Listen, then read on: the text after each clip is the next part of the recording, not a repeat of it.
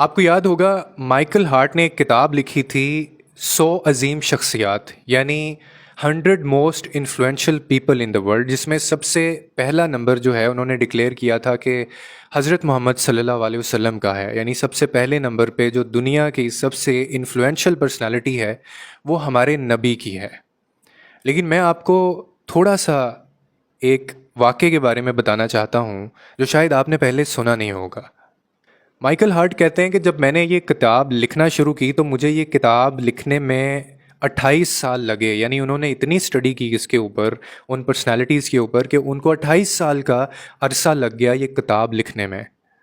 اور جب یہ انہوں نے کتاب ختم کی تو اس کے بعد ایک سرمنی جو ہے وہ انعقاد کروایا جاتا ہے، کنڈکٹ کروائی جاتی ہے لنڈن کے اندر، جس کے اندر بہت سارے لوگوں کو دعوت دی جاتی ہے، کیونکہ اس سرمنی کے اندر مائیکل ہارٹ نے دنیا کی سب سے جو عظیم شخصیت ہے اس کے نام کا اعلان کرنا ہوتا ہے، اور لوگ بہت زیادہ تعداد میں اکٹھے ہوتے ہیں یہ جاننے کے لیے کہ دنیا کی سب سے عظیم جو شخصیت ہے وہ کون ہے۔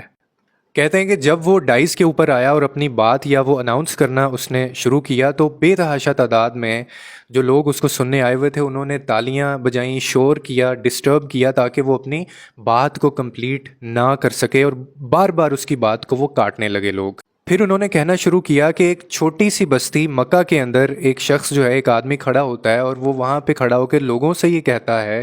کہ میں اللہ کا رسول ہوں، محمد صلی اللہ علیہ وآلہ وسلم، اور میں اس لیے آیا ہوں تاکہ میں تم لوگوں کے کردار کی اور تمہارے عادات کو بہتر بنا سکوں۔ اور اس کی اس بات کے اوپر صرف 4 لوگ ایمان لائے، جس کے اندر ایک اس کی بیوی، 2 اس کے دوست اور 2 بچے شامل تھے، یعنی صرف 4 لوگ اس کی اس بات کے اوپر ایمان لائے۔ پھر وہ مزید کہنے لگے کہ اب اس کو 1400 سال گزر چکے ہیں، اور اب جو اس کے فالورز کی تعداد ہے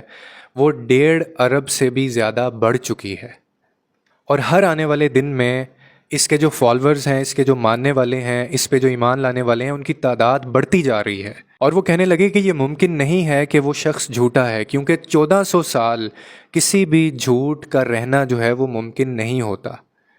کہ وہ 1400 سال تک جو ہے وہ زندہ رہے اور وہ آگے بڑھتے رہے، جو بھی آپ کا ایک نظریہ ہے۔ اور کسی کے لیے یہ بھی ممکن نہیں کہ وہ 1.5 ارب لوگوں کو دھوکہ دے سکے اور ان کے ساتھ جھوٹ بول سکے۔ پھر وہ کہنے لگے کہ بات یہاں پہ ختم نہیں ہوتی، اتنا ٹائم گزرنے کے بعد بھی آج بھی ایسے لاکھوں موجود لوگ ہیں